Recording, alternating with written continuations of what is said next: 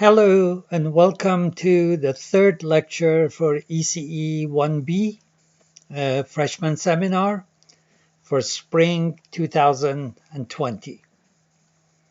As you see on the slide, this lecture is titled Satisfiability, and it is scheduled for presentation on Monday, April 13th. So when you send me your attendance emails, please put 04/13 in the subject line. So the attendance is for April 04/13. Okay, so let's start as usual with a few puzzles.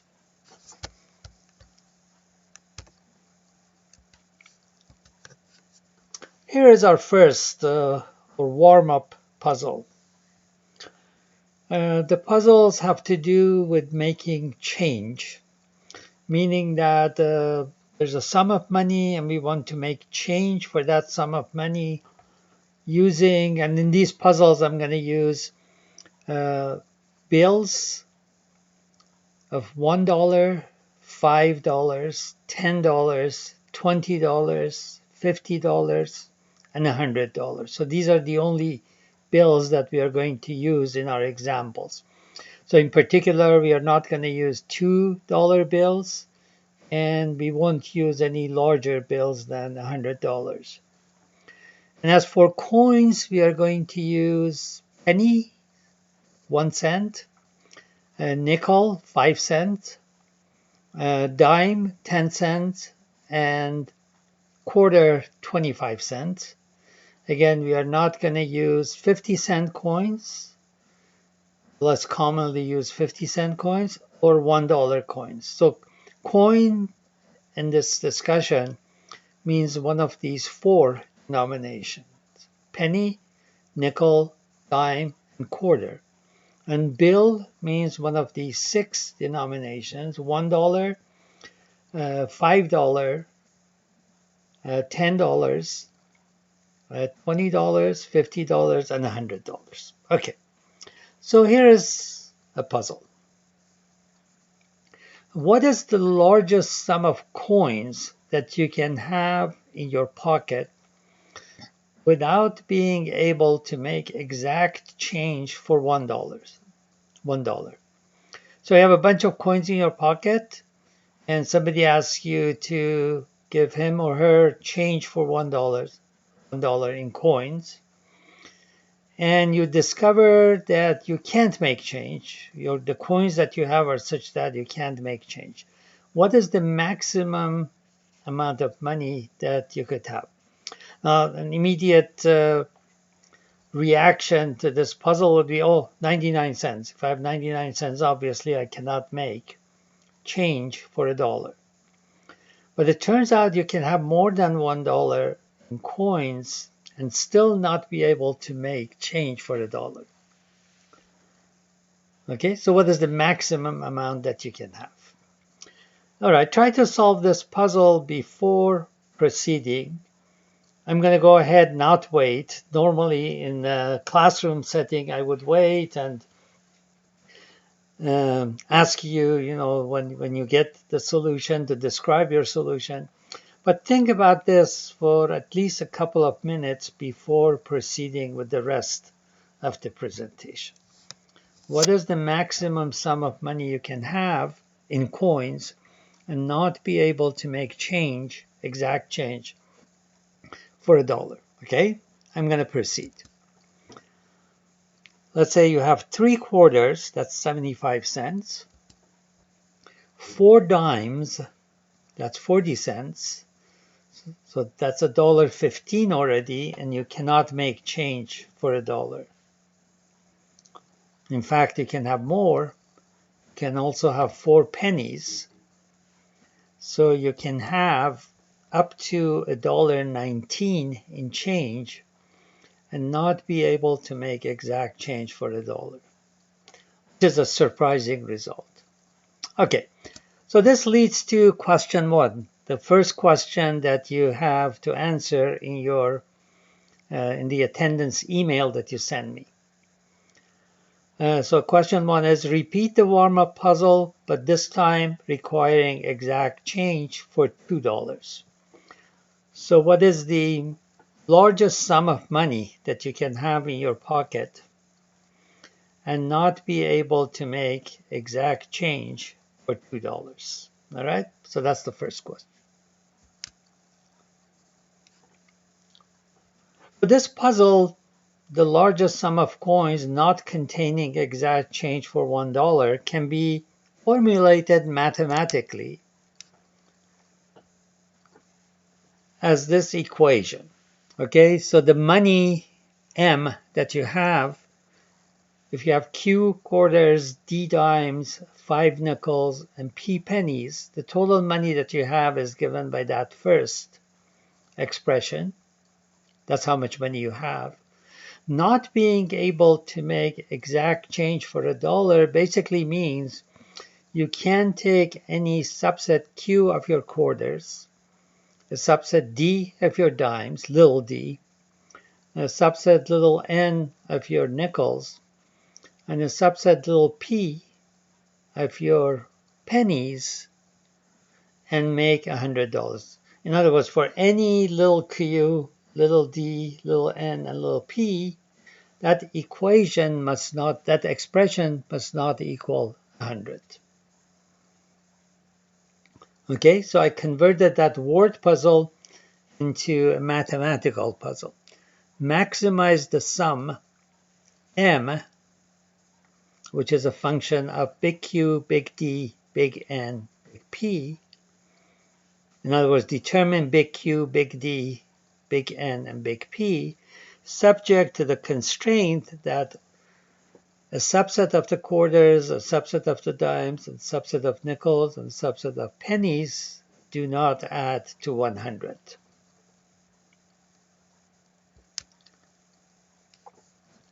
Okay, so here's another puzzle, a little bit more involved, but not much more difficult. So you held some bills, all of them being $50 or smaller, and some coins. When a friend asks you if you could change a $100 bill for her.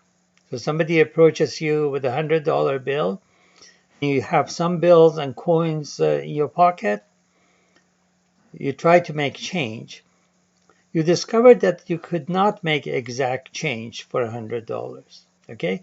What is the maximum sum of money that you could have had? So this time you want to make change for $100. Discover that you don't have the types of bills and coins that you need to make that change. What is the maximum sum of money that you could have had?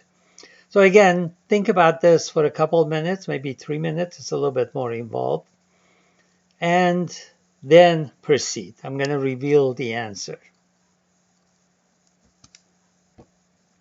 Okay, you can have a $50 bill, 4 $20 bills. So already you have $130 and you can't make change for $100.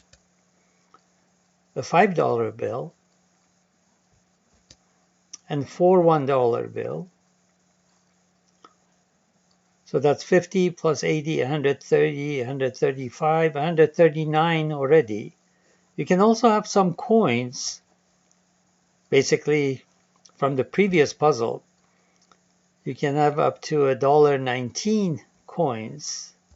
So the total sum of money that you can have in your pocket without being able, the maximum, without being able to make change for a $100 bill is $140.19.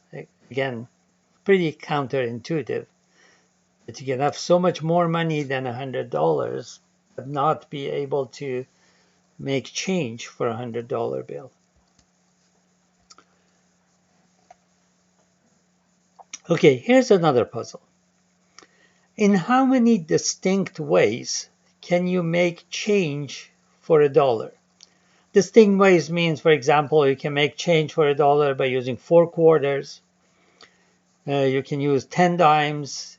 You can use 20 nickels. You can use 100 pennies.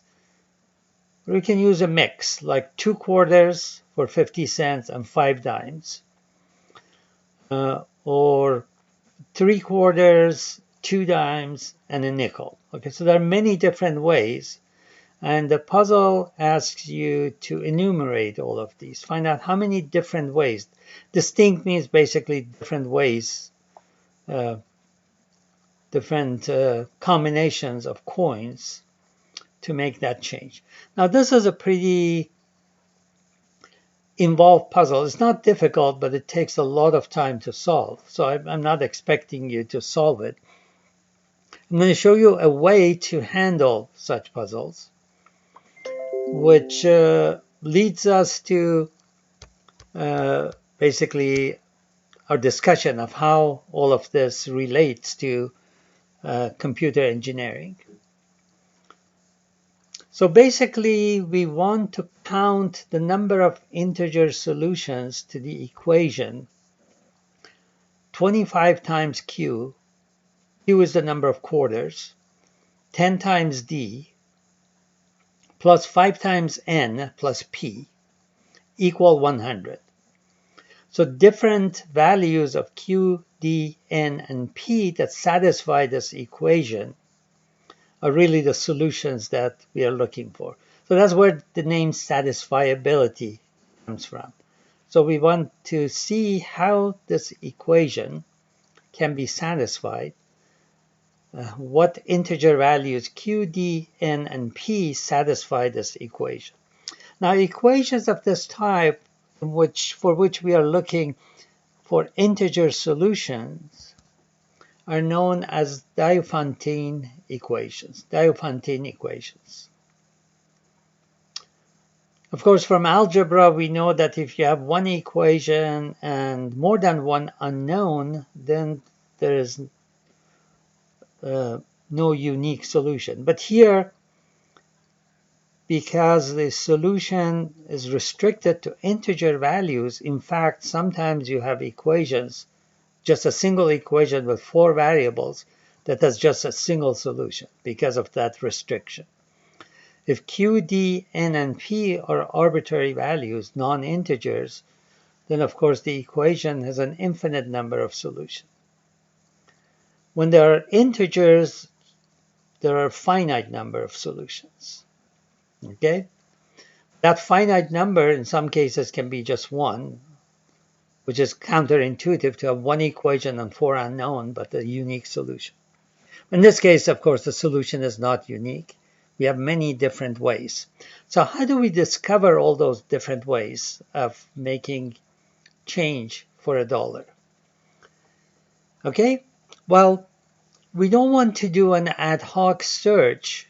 For example, you immediately realize that 4 quarters is one of those solutions. 10 dimes, 20 nickels, 100 pennies. But we want to search the solution space systematically so that we don't overlook any possible solution. This is done usually by what is known as case analysis. It's a method that is useful for solving problems beyond this puzzle. First, we see that in this equation, 25q is divisible by 5, 10d is divisible by 5, 5n is divisible by 5, and on the other side of the equation, 100 is divisible by 5. Therefore, we deduce that p must also be divisible by 5. So this is a simplification that I'm going to use. I say, okay, p is divisible by 5, so I call p equal 5p prime. So p prime tells me the number of groups of 5 pennies that I'm going to use. So p prime equal to 1 means I'm going to use 5 pennies. P prime equal to 2 means I'm going to use 10 pennies and so on. Because the number of pennies must be a multiple of 5. Okay? So Dividing now all the terms in the equation by 5, I get this equation 5 times q plus 2 times d plus n plus p prime equal to 20. Now this equation is simpler than the original one because it has smaller constant coefficients. So the search of the space of possibilities is simplified because of these smaller numbers. So generally, when we are faced with a puzzle or any problem, we always look for a way to simplify before proceeding to solve, and this simplification is useful for this particular problem. Okay, so I want to satisfy the equation 5q plus 2d plus n plus p prime equal to 20. Again, I want to do the search systematically, so I focus on the number of quarters. How many quarters can I have in the solution? Of course, I cannot have 5 quarters or 6 quarters. So the maximum number of quarters is 4. But I can have 3 quarters, 2 quarters, 1 quarter, or no quarter at all in my solution. So these are different cases. That's why this is called case analysis. So I'm going to proceed for different cases of having 4 quarters, 3 quarters, 2, 1, or 0. Let's take the case 4 quarters. Well, 5 times 4 is already 20, and the equation is satisfied by setting d, n, and p prime to 0. So I already got one solution to the equation. And this solution is expressed by the number of quarters, number of dimes, number of nickels, number of pennies, 4 quarters, and 0 of the other 3 types of coins. So that branch is already handled. It has one solution. Let's take the next branch of 3 quarters. So I substitute q equal to 3 in the equation. 5 times 3 is 15. Subtract 15 from 20, and my equation to satisfy becomes 2d plus n plus p prime equal to 5. So this is the second case with 3 quarters. Notice that this equation has one fewer variable, so it's easier to solve. So I'm reducing the original problem to smaller problems that are easier to solve. I can continue this case analysis, okay, as far as needed to convert the problem to simpler and simpler problems. So for example, now focus on the number of dimes. So 2d plus n plus p prime is equal to 5. How many dimes can I have at most? The answer is 2 dimes, because 3 dimes would be too many. Okay, so the number of dimes under this branch can be 2, 1, or 0. Okay, now you get the hang of it. I basically decompose or divide the problem into smaller problems. And in this way, I can be sure that I'm not overlooking any solution because I'm exploring all the possibilities. So let's go one more step here. So if d is equal to 2, 2 times d is 4, subtract 4 from 5, my equation becomes n plus p prime equal to 1. Now this equation is simple enough to solve directly because it can have 2 possible solutions, n1 p prime 0 or n0 p prime 1. Okay, so this branch, recall that we got to this point by assuming that there are 3 quarters and 2 dimes. And then we say, okay, we have 1 nickel and no pennies. That's one solution. Or no nickel and 5 pennies. Remember, p prime equal to 1 means we have 5 pennies. So this branch gave me 2 solutions. I can continue in this way by exploring other branches. So for example, with 1 dime, I have to satisfy the equation n plus p prime equal to 3. Again, it's pretty easy to see that this is satisfied for n equal to 3 p prime 0, n equal to 2, p prime 1, n equal to 1, p prime 2, or n equal to 0, p prime 3. So this gives me actually 4 solutions, all right? And I can continue in the other branches. Now this tree, when fully expanded, is huge. So there are a large number. That's why I said, I don't expect you to solve this puzzle. It's just enough to know how you would solve it if you had to. You can basically program these cases, write a program that explores all those cases and discovers all the solutions. Okay, this leads us to question 2.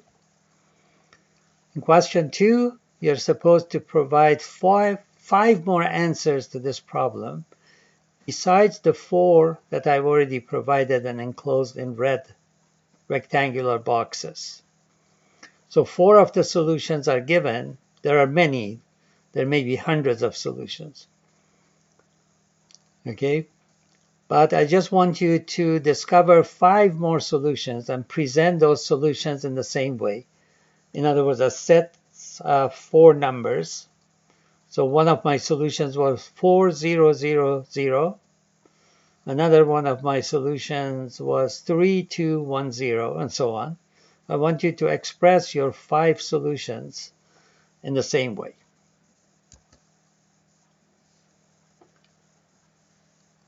Okay, now yet another puzzle. There are so many different puzzles that have to do with making change. And the ones we did so far are not very hard. This one is a little bit more challenging.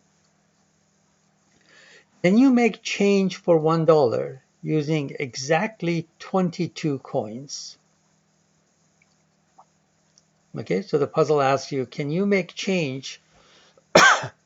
Excuse me. So the answer may be no. You can't make exact change for $1 with 22 coins, or maybe yes, and there may be actually multiple ways of doing it. So basically, converting this puzzle to a math problem proceeds in this way. I want 25 times q plus 10 times d plus 5 times n plus p to be equal to 100. That's making exact change with coins. And I want the number of coins to be 22. In other words, I want q plus d plus n plus p, the total number of coins, to be 22. So now I have a system of 2 equations. They're still Diophantine equations, integer solution, but there are 2 equations, still 4 unknowns. Okay, so this is more restricted, so the number of solutions will be smaller because of that restriction. Okay, again, I can use case analysis to reveal the beginning of this, and I urge you to spend a few minutes exploring these cases before proceeding with the rest of the slide. So basically, I use the second equation to find P in terms of Q, D, and N. So P is equal to 22 minus Q minus D minus N. And then I plug this expression for P in the first equation. So basically, I'm getting rid of the second equation by using it to derive P. And now my original equation that had 4 variables has only 3 variables because I replaced P by the expression in terms of Q, D, and N. So basically, this puzzle asks you, can you satisfy this equation? Can you satisfy the equation 24 times Q plus 9 times D plus 4 times N equals 78 with integer solutions? Are there integer values for Q, D, and N that satisfy this equation? Okay, please work on this problem for a few minutes, maybe 5 minutes, before advancing the video where I reveal the method.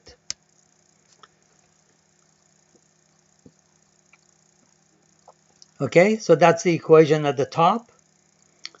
Again, I do case analysis. The number of quarters can be 3, 2, 1, or 0.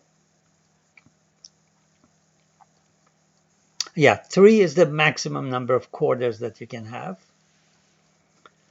And then under each branch, okay, if the number of quarters is 3, 24 times 3 is 72. Subtract 72 from 78 on the other side, and your equation becomes 9 times d plus 4 times n equal to 6. So here's the equation. Now this equation is not satisfiable, so this branch is a dead end, basically. It doesn't lead to a solution. Why isn't it satisfiable? Because d, if you set d equal to 1, that's too large, so d must be 0. When d is 0, you have to have 4n equal to 6, and this equation does not have an integer solution for n. Okay, so you sometimes run into dead-end branches that don't lead to a solution. Let's take now the case of 2 quarters, the next branch. 2 quarters here. Substitute 2 for q. 24 times 2 is 48. Subtract 48 from 78, you get 30. Now you have to satisfy the equation 9d plus 4n equal to 30. Now 30 is even, 4n is even, so 9d must also be even, so d must be even.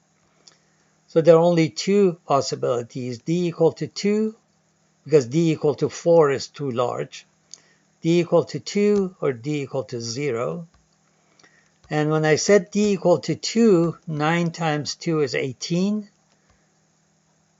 Subtract from 30, it becomes 12. 4n equal to 12, n equal to 3. And then the number of pennies is always obtained from the values of q, d, and n using this equation. So this is one solution. So the answer to the puzzle, can you make change for $1 using exactly 22 coins, is yes, you can. Here is the proof. Use 2 quarters, 2 dimes, 3 nickels, and 15 pennies. That's 22 coins. 15 plus 3 is 18. 18 plus 2 is 20. 20 plus 2 is 22. But if you're curious to find all the possibilities, you can expand the other branches of the tree and see that there are 4 other solutions. Okay? So this one, because the tree was relatively smaller because of that restriction, I was able to expand the tree completely and find all the solutions. 5 solutions enclosed in the red rectangular boxes. Okay, so what does this all have to do with problems in computer engineering, the satisfiability thing?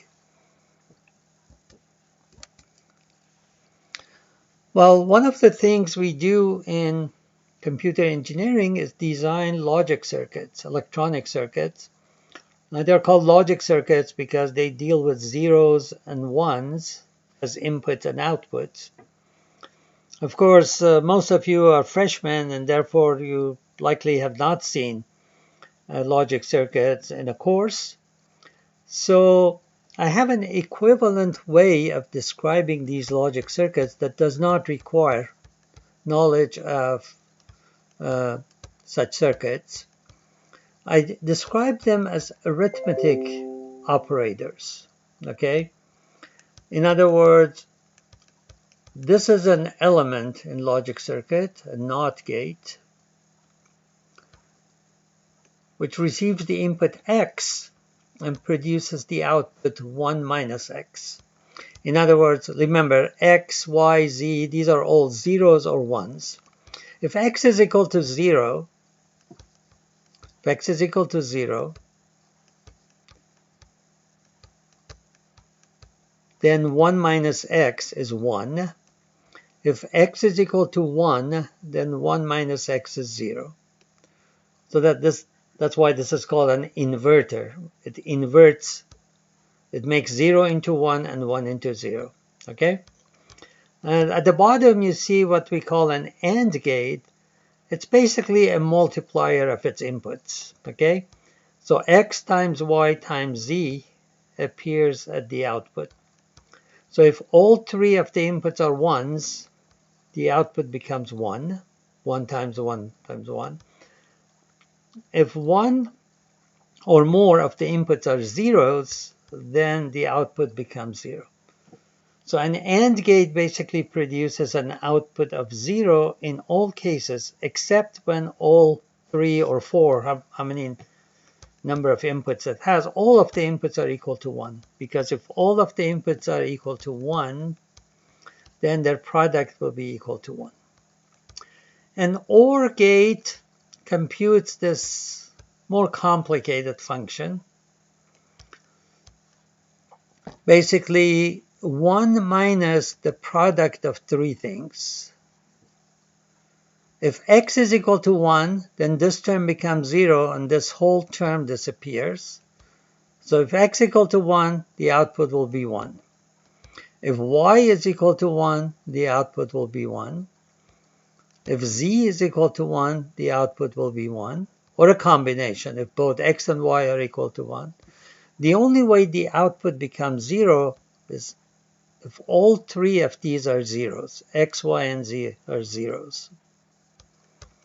Because if x is 0, y is 0, and z is 0, this product becomes 1, and 1 minus 1 is 0.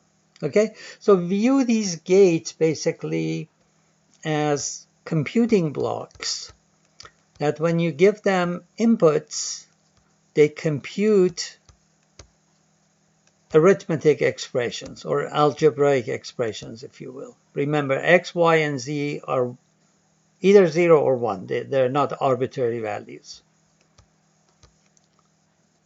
Okay, you can also view an OR gate as a maximum operator. In other words, the output of an OR gate is the maximum of its inputs, the largest of its inputs. So if it has at least one 1 among its inputs, the output will be 1. And an AND gate is a minimum operator. Its output is equal to the smallest among its input. So if there's even 1 0 among the inputs, the smallest value will be 0, and the output will be 0. Okay, now with this introduction, let's take an actual logic circuit. Now remember that each of these blocks, according to the previous slide, computes a function of its inputs. Okay, so I can basically derive those functions.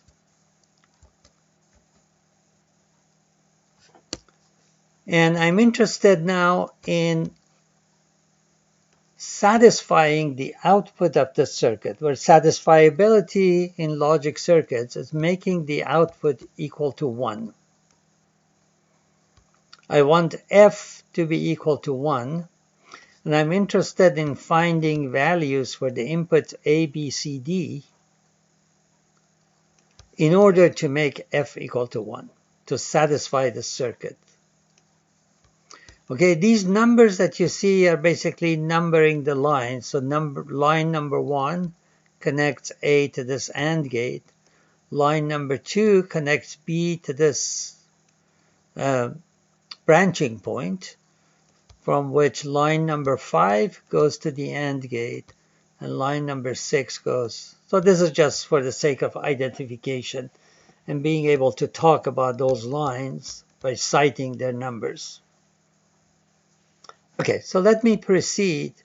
The output of that OR gate, whose inputs are B, C, and D, is given by this expression according to the previous slide. The output of that NOT gate is 1 minus its input. Okay, but its input is this expression in red at the bottom. So 1 minus this expression, the 1 cancels out, and I get this part. So that's the output of the NOT gate or inverter gate, is that expression. 1 minus B times 1 minus C times 1 minus D. And I can proceed in this way, find the output of the AND gate, which has 3 inputs, A and B. So multiply A and B, and multiply by the third input, which is what comes from the OR gate. And then you can simplify these expressions by simply, multiplying out expressions. So for example, 1 minus B times 1 minus C will be 1 minus B minus C plus BC. And when you do these multiplications, the only thing that you have to consider is that if you ever multiply, let's say, B by B, in normal algebra, you get B squared, right? B times B is B squared. In this algebra that we are doing here, B times B is equal to B. Because remember, B is either 0 or 1. If B is 0, then B times B is 0. If B is 1, then B times B is 1. So B squared, B cubed, B to the fourth, all powers of B are actually equal to B. And similarly for all the other variables. Okay, so that expression that I wrote up there simplifies to AB. And eventually I find the expression for the output using these rules. And that expression simplifies to what you see here enclosed in an dashed oval box. So that's the output of the circuit. Okay, so if I ask you, is this circuit satisfiable? In other words, can I make the output equal to 1? An equivalent question is, can I make this expression, arithmetic expression, equal to 1 by choosing appropriate values for the variables A, B, C, and D? Can I make this expression here equal to 1 by choosing values for A, B, C, and D? And the answer is yes. For example, choose A and B equal to 1. Oops, sorry. Because if A and B are equal to 1, then AB, the first term in this expression, becomes 1. If B is equal to 1, this term becomes 0, so this whole thing becomes 0. So I got 1. My goal was to make F equal to 1. F can be made equal to 1 by setting A and B equal to 1. And C and D are not relevant, are immaterial. You can set them to any value. On the other hand, if I set B to 0, then this term disappears. A times B becomes 0. B equal to 0, this term becomes 1. Then if I make C and D equal to 0, the result becomes 1. So this is another solution. In the second solution, the value of A does not matter. A can be 0 or 1. So there are really two solutions associated with the second line. A0, B0, C0, D0, and A1, B0, C0, D0. And there are 4 possible solutions associated with the first line inside this box. A and B must be equal to 1, but C and D can be 0 or 1. There are 4 combinations. So this particular equation can be satisfied. It has 6 solutions. I can choose A, B, C, and D in 6 different ways and satisfy this equation or satisfy this circuit. So why is this satisfiability important. Why do I want to make the output of the circuit equal to 1? Now, suppose the circuit is something inside a fire alarm box, and it's designed so that when F becomes equal to 1, it rings a bell, okay, or activates a siren so that people know that there's a fire. So F equal to 1 activates the siren or rings the bell so that people in the room know that there is a hazardous condition that they can get out. Okay? So now this circuit can be sitting in the fire alarm box for weeks, months, and never get activated, okay? Because there was no hazardous condition, no fire. At this point, we may start doubting, is this circuit even working correctly? Because the fact that it has not been activated, did not ring the bell or sound the alarm, that can mean two things. Either there was no hazardous condition for this to ring, or maybe there's something wrong with the circuit and its output F is permanently stuck at 0. So that's one kind of fault that we can have in logic circuit. Lines can become stuck at 0 or stuck at 1. In other words, permanently assume the value 0 or 1. Stuck at 0 means it's permanently 0. Stuck at 1 means permanently 1. And therefore, if it's permanently 0, the alarm will never ring. And therefore, we'll have a false sense of security that everything is okay. Okay? In order to test to see whether F has been stuck at 0, I can force it to become 1 by putting appropriate inputs into the circuit. So that's basically a way of testing the circuit. To test the circuit to make sure that its output is not stuck at 0 is to try to force the output to 1 by choosing appropriate inputs. Okay? And the solution that we provided is that, okay, yeah, you can basically set A equal to 1, B equal to 1, C and D don't matter, so maybe both of them 0. So A, B, C, D equal to 1, 1, 0, 0. Apply that test to that circuit and see if the output becomes 1, and basically the alarm bell rings. Okay, so it's sort of a testing of the fire alarm circuit. Input 1100 into the circuit and observe that the alarm actually rings, and then you can be sort of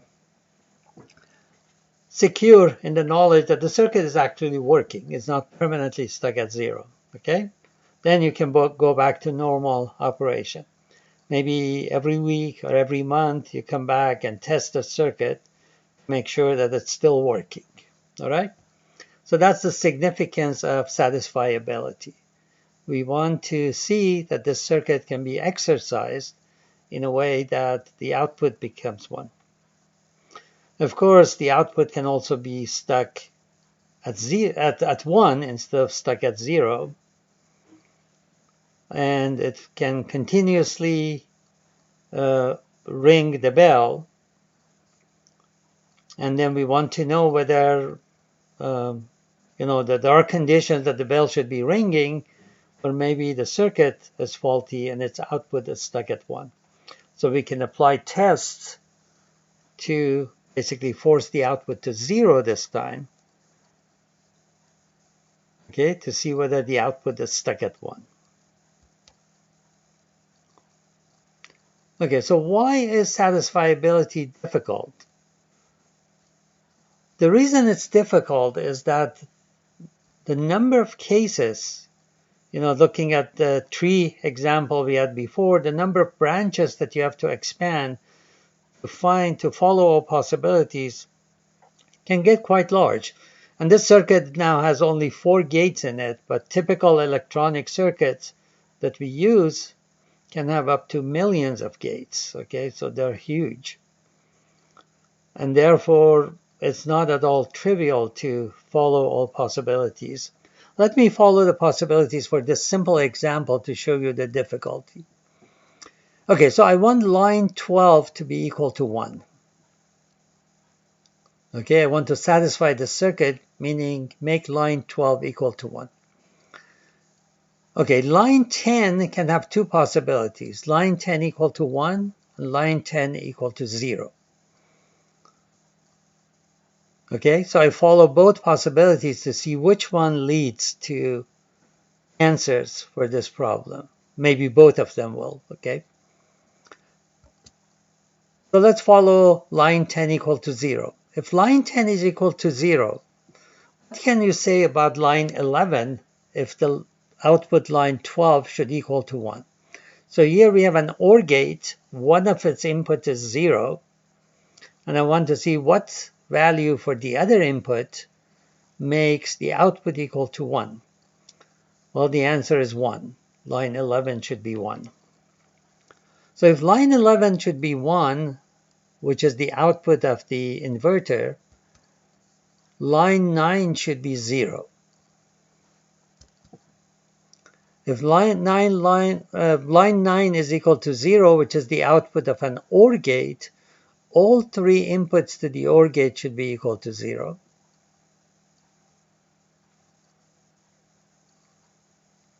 Okay? And therefore, I found one solution to my problem. So this branch was easy because it did not expand. It just went down multiple levels, and I got to one possible answer. Let's follow the other branch. Okay, if line 10 is equal to 1, line 10 is the output of an AND gate. All three inputs to the AND gate should be equal to 1. So lines 1, 5, and 8 should be equal to 1. Therefore, A and B should be equal to 1. Okay, and also line 8 should be equal to 1. How can we make line 8 equal to 1? By making line 7 equal to 1. And then line 7 becomes 1 if line 3 is equal to 1, any one of the OR inputs, or line 6 equal to 1, or line 4, or line 3. So there are three cases. So you see that the tree can start expanding. And if this were a large circuit with hundreds or thousands of gates, this tree can become huge. And therefore, satisfiability basically requires you to follow through all these possibilities, which can be quite large. So it's a difficult problem. It takes, even if you program this, the program would take a long time to find solutions. All right, so this branch leads to C equal to 1. Line 3 equal to 1 is the same as C equal to 1. Line 4 equal to 1 is D equal to 1. And line 6 equal to 1, that's already satisfied because line 6 is the same as B, and we already said B equal to 1 further up the tree. All right, so this example was meant to show you that satisfiability is difficult because even for this small circuit, we get this tree. I imagine for hundreds or thousands of gates, how large the tree can get.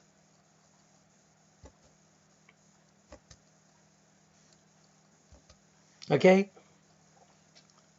The problem is much easier going the other way. It's difficult when you say, okay, I want F to be equal to 1. What inputs should I provide? Going the other way means that I'll provide you with the input values and ask you what the output will be. Because in that case, there won't be branching. Okay? When you know the inputs, you will know the output of every one of these gates. So you just trace the circuit from left to right and find the output. Whereas going backwards, you have that branching effect. Now, there is a restricted form of satisfiability. So satisfiability is difficult for an arbitrary circuit such as this one. It turns out that it's difficult even if you restrict your circuit to this simple structure where you have a single AND gate at the right. In this case, how many? 2, 4, 6, 8, 10, with 10 inputs. And then 10 3-input OR gates. So even if you restrict your circuits to be just 3-input OR gates, all of which feed an AND gate, the problem does not become any easier.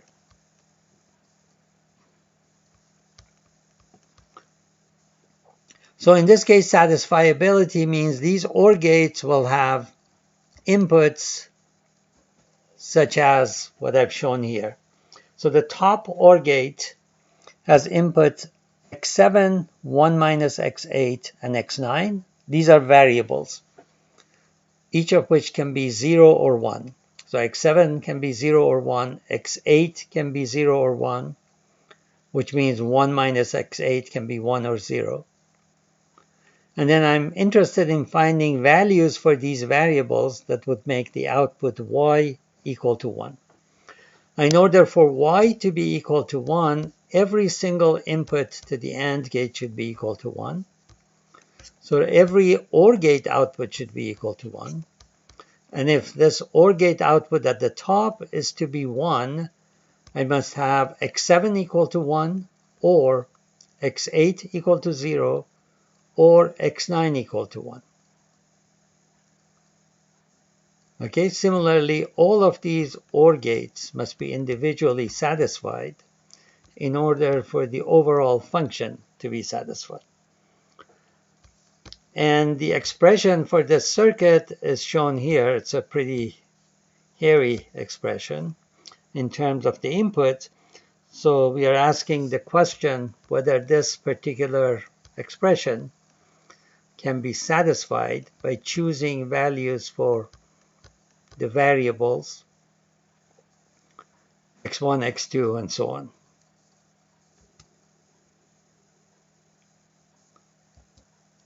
Okay. The answer in this case is yes, and you can verify that setting x1, x3, x6, and x9 to 1 and x8 equal to 0 satisfies this expression or this circuit. All the other variables, we don't care. They can be anything. So x2, x4, x5, x7 can be anything. And the expression is still satisfied.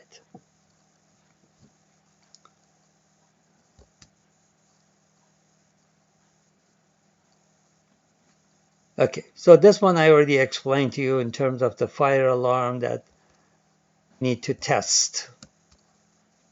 So here's question 3 that you need to answer. If the light goes on, so this is an alarm circuit, and the output is connected to a light, a red light, let's say, that turns on whenever conditions warrant the turning on of the light. How can you test the circuit to determine whether the light that went on is due to F being stuck at 1 rather than a real emergency? So when F is equal to 1, some emergency has developed that the circuit computed and decided that the light should be turned on. But also F can be stuck at 1, meaning it will turn on the light without any emergency occurring. So the light goes on, meaning F is 1. How can you test to make sure that F is not stuck at 1? Okay, answer this question. Okay, so we were talking about the subject of testing. So when you build a circuit, you want to test it to make sure whether it works correctly. And one of the ways of testing is what is known as exhaustive testing. So what is exhaustive testing? Basically, this circuit has 4 inputs, A, B, C, and D, each of which can be 0 or 1. And therefore, you have 16 combinations. If you apply those 16 combinations and observe the output and notice that the output is correct in all cases, you have exhaustively tested the circuit. Now, if you have 100 inputs, then exhaustive testing becomes impractical. Another place where testing is difficult is when your circuit has parts, like this particular circuit has the orange part and the green part. Inputs are provided to the orange part, and the output is derived from the green part. Okay, if the circuit is very complicated and exhaustive testing is not an option, there are just too many inputs, then this circuit may not be testable. Okay, one way to make it more testable is to provide what we call test points. In other words, disconnect these two subsystems, the orange and green, and bring out the connections to the outside of the box so that we can separately exercise the green part of the circuit by supplying inputs to these 4 pins and observing the output. So this green part of the circuit is smaller and simpler, therefore it may be more easily testable. Then you can test the orange part separately by providing inputs and then observing these outputs on these pins. And when you are satisfied that both parts, the orange and green, are working okay because you tested them, then you use jumper cables to make connections to turn the circuit into its original form up here and use it as intended.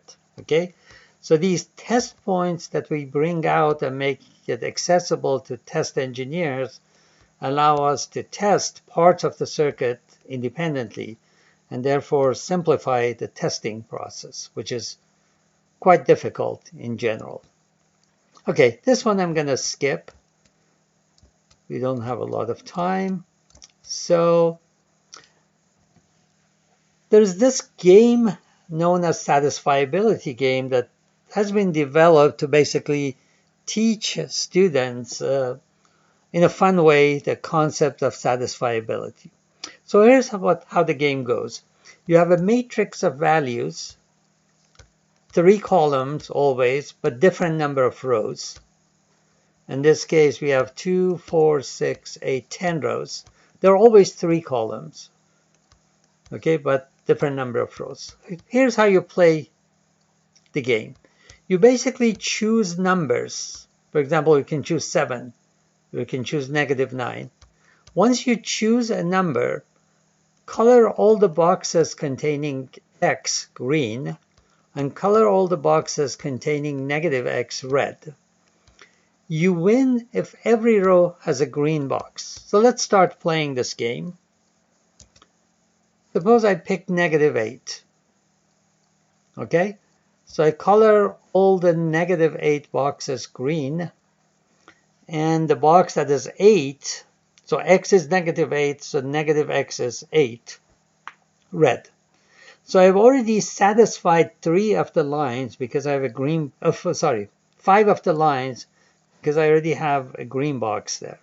Okay, the objective is to satisfy every single line. In other words, have a green box in every single line.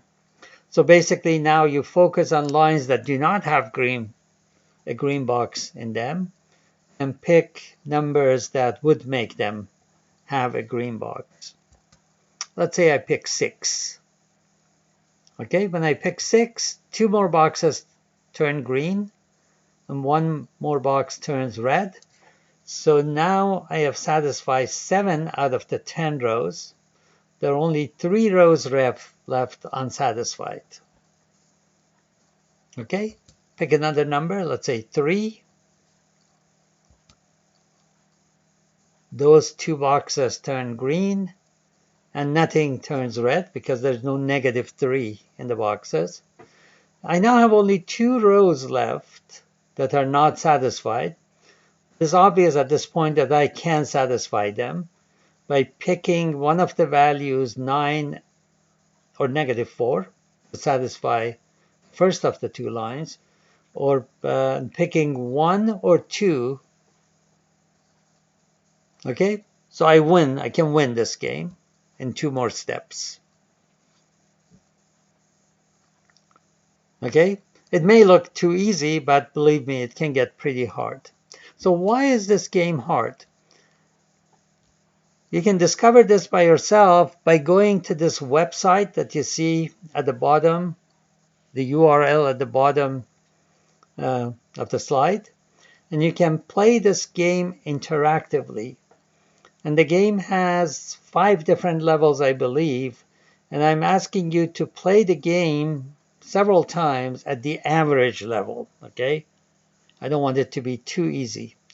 So set the level to average when you go to that URL and play the game until you win one game, okay? So you may have to play it multiple times, or you may get lucky and just play it once and win that first time. Okay, and submit as proof with your email a screenshot of the final state of the game. So once you win, you will have green boxes in every row. And in fact, the site will congratulate you and say that you won. Take a screenshot of the game at that stage and include it with your email submission. So why is the satisfiability game, which is really a reflection of the satisfiability problem itself, difficult? So this particular game that I showed you corresponds to the circuit. Okay, so the first row contains 7, -8, 9. That corresponds to the first OR gate having x7, 1 minus x8, and x9 as inputs. Okay, when I choose 7, basically I set x7 equal to 1, so that first OR gate, the top OR gate, the output is satisfied. Correspondingly, in the game version, the first row is satisfied. So when I play this game, I'm basically trying to satisfy this circuit. So why is it difficult?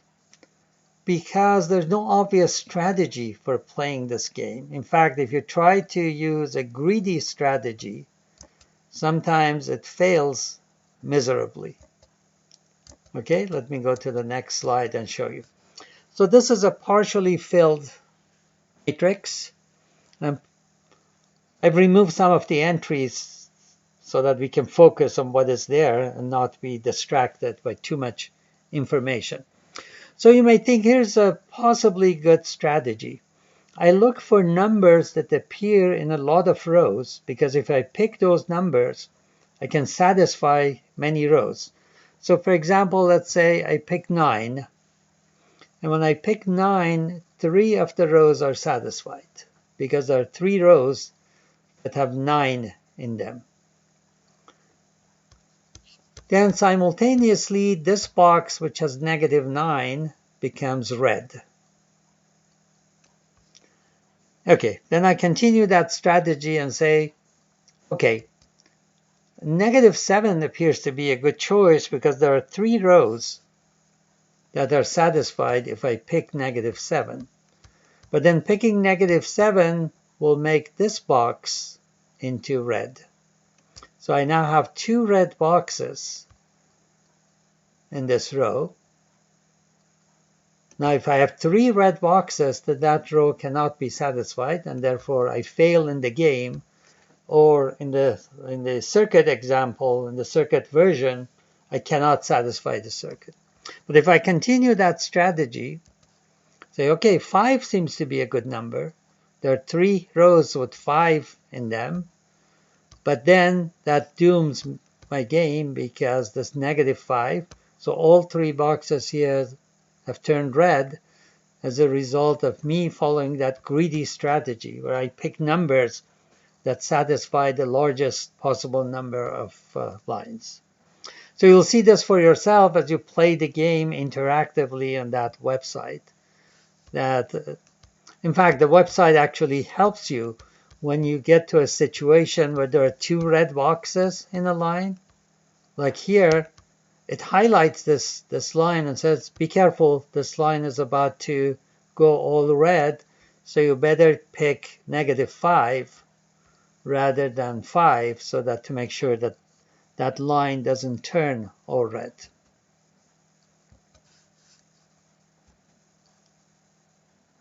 Okay.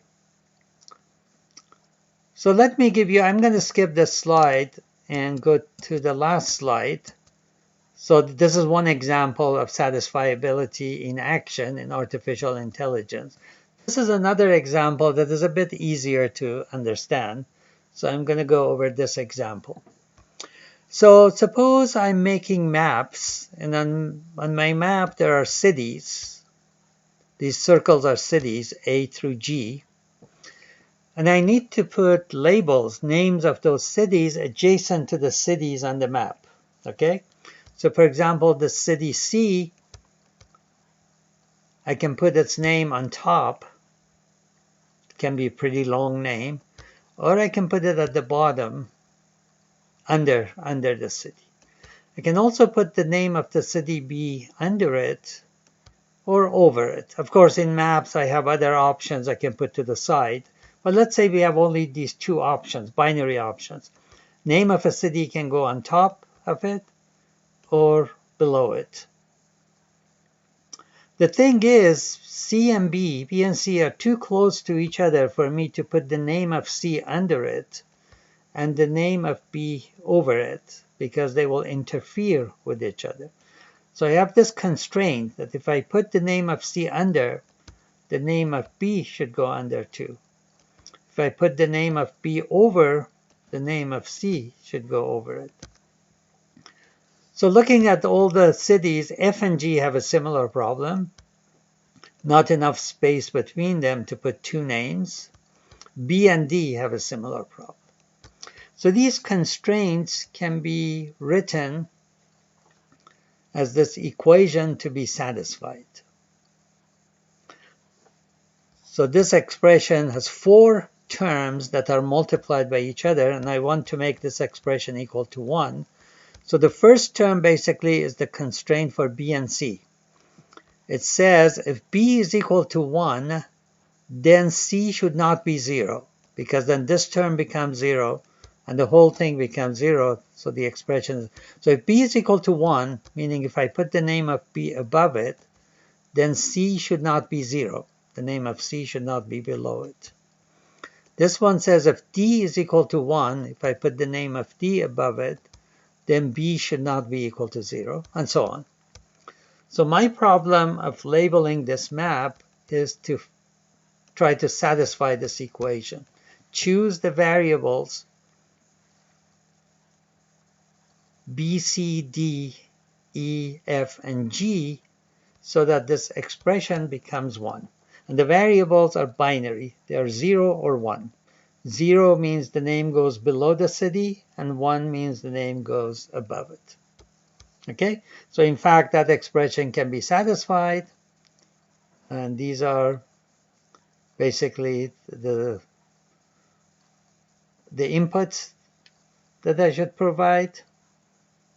A, D, E, and G equal to 0, B, C, and F equal to 1, and that leads to this particular labeling of the map. You see the names do not interfere. So I formulated the constraint of where the labels, name of each city can go in terms of an equation that needs to be satisfied. And then I just solved that satisfiability problem in order to be able to label this map. Okay, thank you. That's all I wanted to say. Remember that this lecture is recorded early. Today is April 7th, but it's for our April 13th class. And your email attendance report will be due by 6:30 p.m. on Wednesday, April 15th. Wednesday, April 15th, 6:30 p.m. Okay, thank you, and see you at the next lecture.